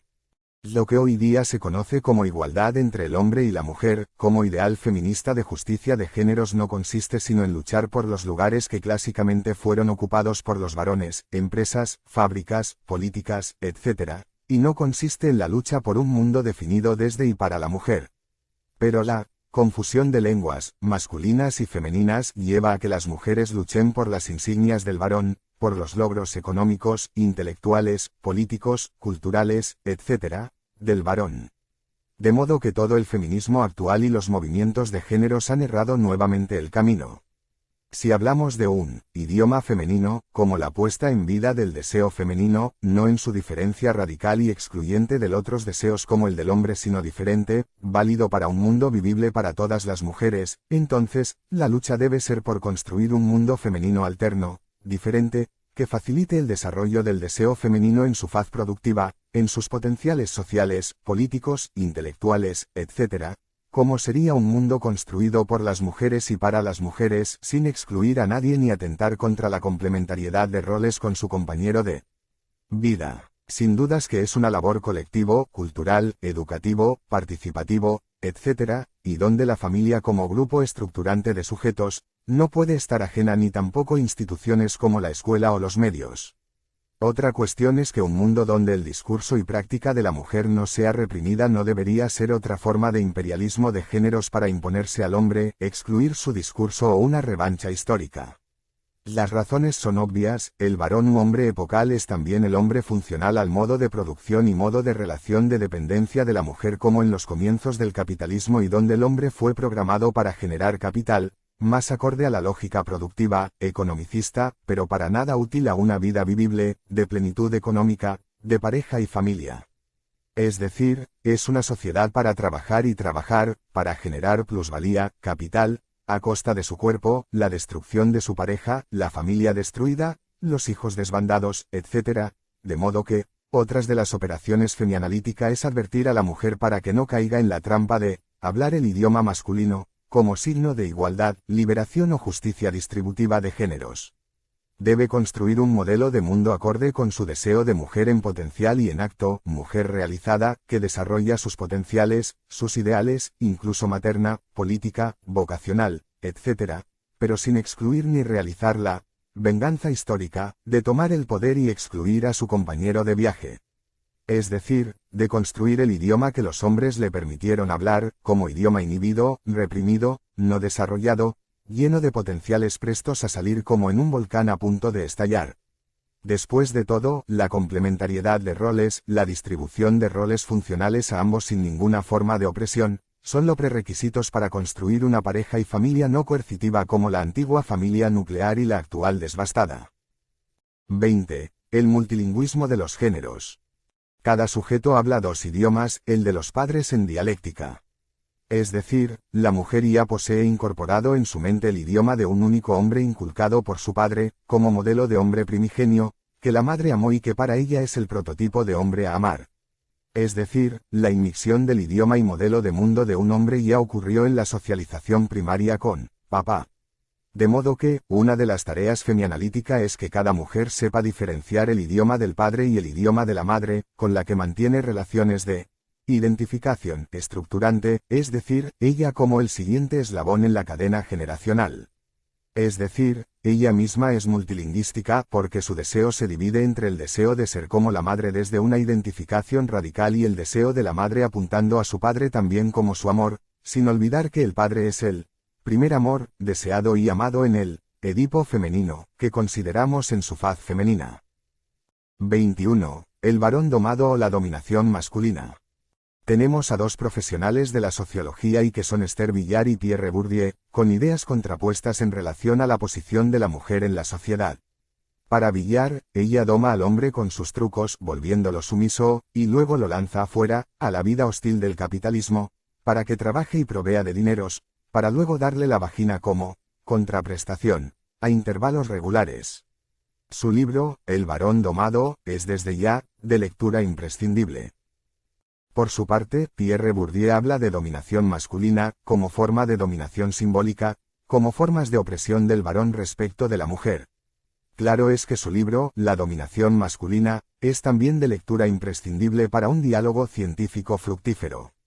Pero preguntémonos entonces si Esther Villar o Pierre Bourdieu, aunque sabemos también podemos implicar a muchos autores como Freud, Lacan, etc., pero tomamos a ambos sociólogos para graficar la existencia de dos idiomas, el de la mujer cuando Villar considera desde su idioma de mujer que son ellas las que adaptan y domestican al varón. Por su parte, Bourdieu también percibe el mundo desde su idioma de varón, dándoles la razón a dos antropólogos conocidos, a saber, Sapir, Worf, quienes consideran que el lenguaje determina el modelo de mundo que uno percibe. Si consideramos la tesis de Villar, es muy claro que en el capitalismo en sus primeras fases, el hombre salía a las fábricas, etc., para proveer a su familiar. Y por supuesto, la mujer en el casa, pero quizás una rivalidad no resuelta, con la madre respecto de Villar, la llevó a connotar que las estrategias y actitudes de la mujer respecto de su hombre eran trampas para domar a su hombre. Podemos considerarlas incluso como identificación con su hombre cansado, además de sentir culpas por ver que viene cansado luego de una larga jornada, y por supuesto, la tendencia del ser humano de justificarse, de ser legítimo ante la mirada del otro, etc. La llevaron a reparar, cuidar, etc. a su cansado hombre. Pero luego el capitalismo viró hacia la escasez, la desocupación, las crisis, y la pareja entró en crisis. Las cosas se volvieron más difíciles, así como el recrudecimiento de formas de violencia tanto simbólicas como físicas y hasta muy tristes como el femicidio.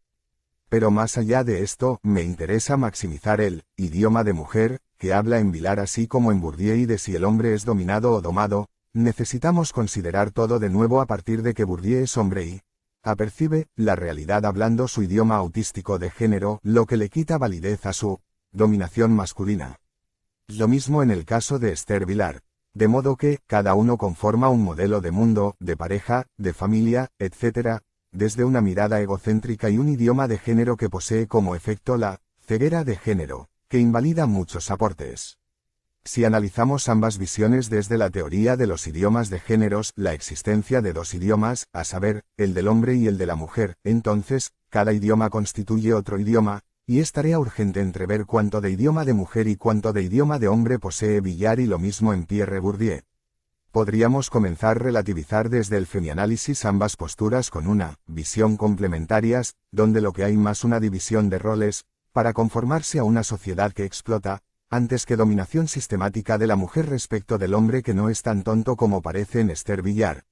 Lo mismo desde Pierre Bourdieu, la dominación se relativiza porque cada sujeto estructura un mundo en base a su idioma, así como el idioma compartido, donde ambos acuerdan cosas, etc., con lo que nos queda especificar los casos donde se aparecen tiranías y dominaciones pero son ya sujetos con tendencias impositivas merced a cuestiones psicológicas, culturales, religiosas, cultura familiar, etc., pero que no excluyen que la mujer luche por su lugar, su visión, sus ideales, etc., como ha demostrado la historia.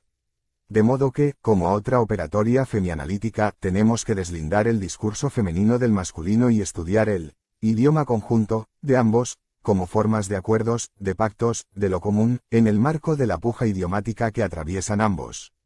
Es decir, estudiar cada idioma, lo que comparten con otros géneros, los puntos de intercepción como zona común, y un ideal que se aleje de las formas impositivas del idioma de géneros para construir una sociedad donde la mujer posea su lugar, desarrolle sus potenciales, sus ideales, su forma diferente de ser, etc., pero no a partir de deseos impositivos, donde solo materializa el deseo del varón sin poder formular sus propios anhelos, ideales, conocimientos, prácticas, etc., en el sentido no de excluirse por su lado sin desde una realidad cooperativa, complementaria desde los roles e ideales y luchar por el amor auténtico, la pareja auténtica y familia, que en definitiva es luchar por los hijos y una vida más sana.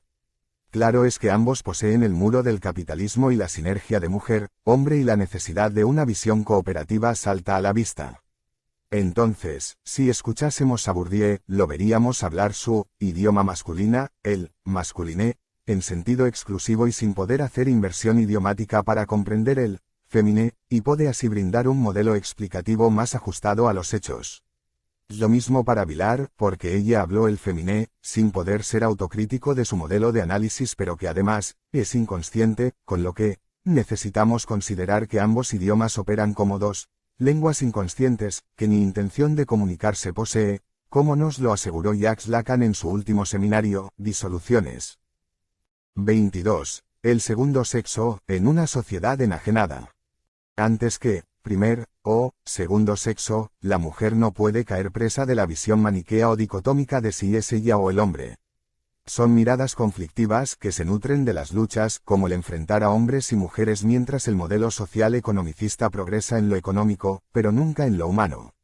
Pero ante la pregunta de si debe ser primera o segunda o de qué es segunda, las respuestas son reactivas, plenas de afectos por años y años de represión del idioma femenina por causas del modo de producción capitalista y su modo enajenado de relaciones impositivas. Desde un comienzo no necesitó a ambos en la empresa pero sí al fortachón musculoso constructor de empresas, barcos, máquinas y yates, etc., es decir, el hombre explotado productor de capitales. Es por ello que se lo maximizó en su ser, en sus poderes, como valor social predominante pero solo en lo económico. Cuando ya no produce lo despiden y se terminó el Superman. De modo que, si el capitalismo no incluyó a ambos desde un comienzo y la mujer debió quedarse en la casa a criar nuevos proletarios, es porque la sociedad capitalista necesitó y necesita aún este tipo de hombre y tipo de mujer. En el ínterin, ella se amoldó por mucho tiempo pero luego, cuando tomó conciencia de muchas injusticias, empezó a pedir igualdad, justicia, etc., denunciando la explotación masculina, pero de nuevo inculpando a su hombre, cuando no es un problema que le generó su hombre sino de cómo se organiza el capitalismo, excluyendo a la mujer de muchos lugares porque no era necesaria para producir capital. Hoy día sí ellas salen a la par con los hombres a competir por los lugares de asalariado explotado pensando que se libera de su hombre cuando solo se somete al modo de producción capitalista. Esto le trae diversos problemas como el tema de los hijos, la familia, y por supuesto que es más trabajo. Entonces, como otra operatoria femianalítica, y esta vez por clases sociales, porque la mujer de clase media no necesita salir por un salario como su par pauperizada, necesitamos ubicar a la mujer en la sociedad en que vive, para que comprenda el proceso economicista de fondo y las desigualdades, etc., para poder comprender su lugar hora de acomodada de clase media o alta, hora de clase baja que debe incluso fregar ropas para ayudar a su esposo. Es decir, sus reclamos tienen una base social real y la cosa no es tanto lucha de géneros como lucha de clases. 23. La pregunta histérica. Sabemos que Freud caracterizó a la mujer en términos de histeria, que consideramos como la mujer reprimida, considerando además que existe la mujer normal, asumida, la que acepta el rol de madre, como meta del deseo femenino según el Edipo femenino, caracterizado en términos de privación, del falo, que sí lo posee el varón. En otra orientación, el rechazo de toda sexualidad o incluso, el repudio, como en la homosexualidad femenina. Lo podemos leer muy bien en La feminidad, de 1931, de Sigmund Freud. Es decir, un deseo femenino fundado en una falta que para Freud es fundante. En el caso de la histérica, para Freud eran síntomas de una verdad inconsciente, una fantasía inconsciente que alimentaban tales modos sustitutivos de gozar. Es decir, los síntomas como modos de gozar de la neurótica por su faz libidinal, puntos de fijación, etc. Lacan considera la neurosis misma como pregunta y lo que considera como la pregunta histérica resultó una novedad en el mundo psicopatológico. No olvidemos que a todas las teorizaciones o criterios clínicas subyacen una nosología y es que en la queja histérica, en sus síntomas, que van desde las antiguas parálisis, pasando por las tosesitas de Dora a las escenificaciones histéricas, etc., y que constituyen la pregunta por el ser mujer, el ¿qué es ser mujer? ¿Qué significa ser mujer? Desde lo corporal o en relación al hombre, su otro predilecto.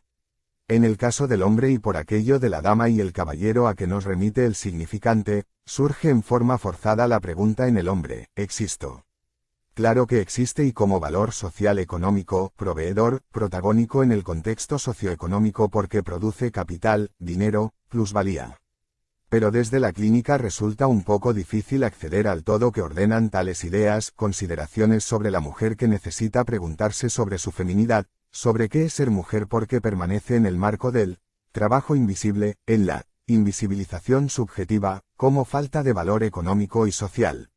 Es decir, ante su compañero que trasciende y es valorado por el contexto social, por quienes lo miran salir al trabajo, facturar, subir a su coche, etc., ella permanece en un lugar que no es aclamada por el público capitalista y que le reporta rutinas que alienan, que no deja expandir los potenciales, ni ninguna forma de reconocimientos, por lo que emerge la angustia, la ansiedad, al interrumpirse la dialéctica casa, sociedad, salir y volver, expandirse, descargarse y retornar triunfante a la casa donde la mujer se ahoga en sus rutinas. Mejor dicho, el reparto de funciones que deja a la mujer en la casa, también le saca valor social porque no es productiva. Al menos en el capitalismo naciente, este modelo era hegemónico. Al promediar de la historia, entró en crisis y ambos debieron salir a trabajar, la mujer consideró que era hora de salir a disputar lugares, posibilidades, y reconocimiento profesional, como su compañero, y forzado por la identificación con el mismo. Pero ella se vio obligada a la pregunta por la propia subjetividad y su valor, por la confusión cotidiana y la angustia cotidiana a que la recluyeron en lugar asignado socialmente, cayendo presa en la lógica capitalista, que necesita del modelo de mujer dependiente del hombre y que sea productiva de nuevos asalariados o hijos. Es decir, ella creyó que disputar a su hombre los pocos lugares de trascendencia económica era libertad, derecho, ser mujer. Pero nada de eso, y la actual trascendencia, profesionalismo y participación en el contexto capitalista no es sino la liberación de la casa, de la función exclusiva de madre, etc., para pasar a ser la esclava del patrón, de las fábricas y empresas, con sus rutinas y cuotas de trabajo alienado, trabajo competitivo, de luchas y competencias desleales, un asco de contextos laborales donde ya ni siquiera existen valores solidarios para con el compañero de trabajo. Salió de un contexto de confusión, regresión a lo primario, etc., para entrar en el contexto del trabajo explotado. ¿Es eso derecho de la mujer así como la anhelada libertad que todas buscan? Para nada, porque ambos no han escapado a la lógica del inconsciente capitalista, y que es el economicismo, el vivir para trabajar, y no el trabajar para vivir. Es una lógica reduccionista que nos reduce a Homo economicus, donde todos cada día salimos a disputar a como sea tanto lugares como anhelos de ser millonarios. Pero el deseo es, quiero aquello que perdí, como la casa y sus privilegios de mucha libertad, y no esto que es conflicto cotidiano como trabajo, y sin dudas que va a extrañar los días de levantarse tarde, ir al gimnasio, estar con el bebé, ir a buscar al hijo en el jardín, ver novelas, etc., porque los puestos, sean profesionales o no, son lugares de luchas.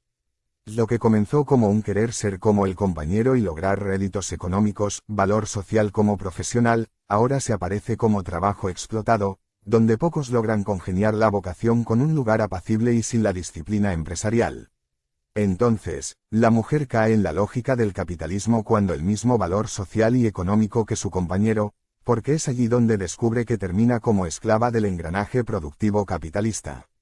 Además, descubre que abandona a sus hijos a la niñera, con las consecuencias emocionales, el sacrificio que lleva un trabajo y los bajos salarios, las humillaciones a que nos someten las vías jerárquicas de cualquier empresa, institución o fábrica, etc., con lo que, la mujer, al pretender ser como el hombre, terminan descubriendo el capitalismo y sus jugarretas economicistas. Entonces, el camino hacia la igualdad económica y social, termina en un ser como mi esposo explotado y sufriente es terminar como él. La pregunta que el gran Jacques Lacan descubrió como pregunta histérica, es entonces, además de sus significaciones clínicas, etc., una pregunta que nos remite al lugar de la mujer en relación al hombre y el engranaje economicista, que, por supuesto, lleva a interrogantes, vivencias de injusticias, y represión de las propias posibilidades que en esta sociedad está capitalizado, y nunca humanamente valoradas, con lo que, la pregunta de la mujer debe abarcar la ubicación de ambos en el engranaje productivo. Las clases sociales y el qué significa ser mujer, hombre, en una sociedad que ya nos determina desde nuestra ubicación socioeconómica. Una de las muchas respuestas posible a todo esto es que ambos deben descubrirse, compañeros de viajes, en una sociedad adversa al amor, a la mujer, al hombre, los chicos, la tercera y cuarta edad, etc., y que inculpar al compañero de que el barco navegue en el mercado capitalista es al menos, particularizar, algo que sobrepasa a ambos por doquier. Sin lugar a dudas que muchos males que padece la familia, las parejas, los hijos, etc., se deben al todo capitalista que ordena los vínculos de las partes, y no al revés. 24. Femianálisis sociopolítico.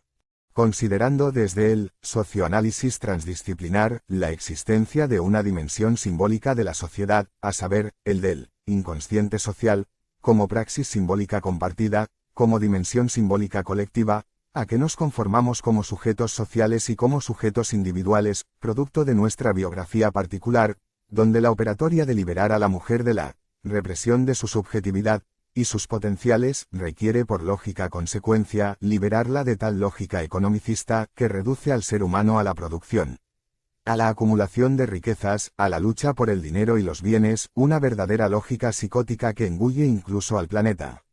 Es decir, la causa social, socioeconómica que la oprime tanto como a su compañero y todo otro género. De modo que, no consiste en liberarla de su compañero oprimido sino de una lógica que trasciende incluso a las utopías políticas porque es como el mar economicista, el espíritu del capitalismo, a decir de Max Weber, en que todos nadamos sin tomar conciencia social ni individual.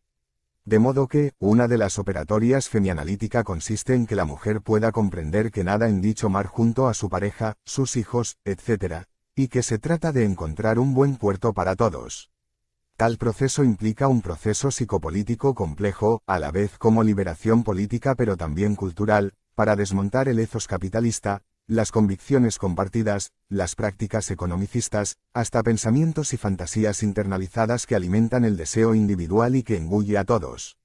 Entonces, la revolución de géneros, que se suele proclamar como liberación de la mujer del régimen patriarcal, implica varias revoluciones, como el político, económico, pero también el cultural y el psicológico, donde la mujer no se libera de los hombres sino de un modelo social productivo alienante.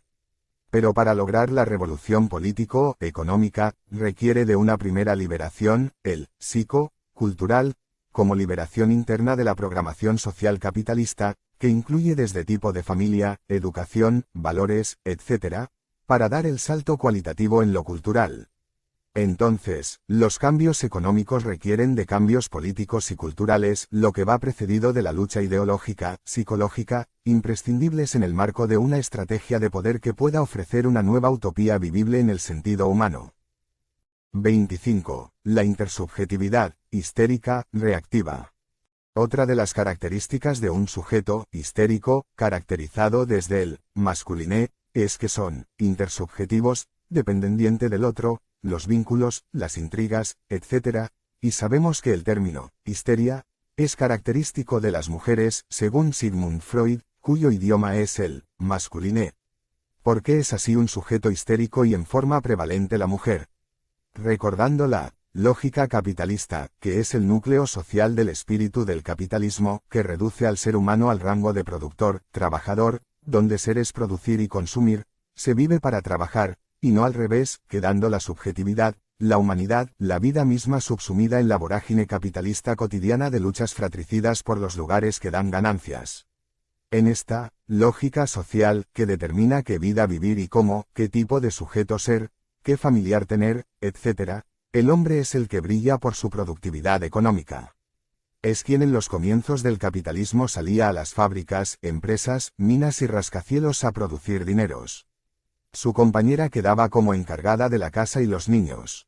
Desde la lógica social y sus ruidos productivos, ella no era protagonista y como compensación al silenciamiento social, el ser relegada a la casa, que en relación a su compañero productor y proveedor no era mucho, desarrolló como reacción el interés por lo intersubjetivo, por lo que hace su pareja en el día, la empresa, etc., con lo que vivía por procuración, a través del otro e identificado al exitoso y sociable compañero. Es decir, ante un cotidiano vivir en silencio, viviendo las novelas y diálogos con las plantas y gatos, el retorno de su marido es la explosión del interés por lo social.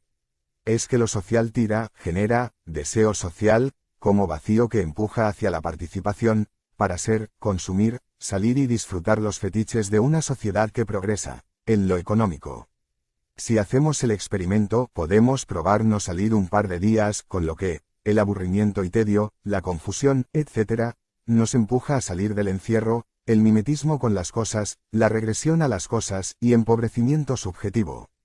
De modo que ella reacciona contra el ser relegada socialmente a la casa con formas de salidas, sean vocacionales, estudiar y volverse profesional, con lo que logra los niveles de participación de su pareja, pero a fuerza de ser como él, es decir, ser ahora otra trabajadora explotada, al servicio de la libre empresa, los monopolios, las fábricas, etc., sacrificando otros aspectos de su subjetividad como una maternidad difícil, los hijos y la familia.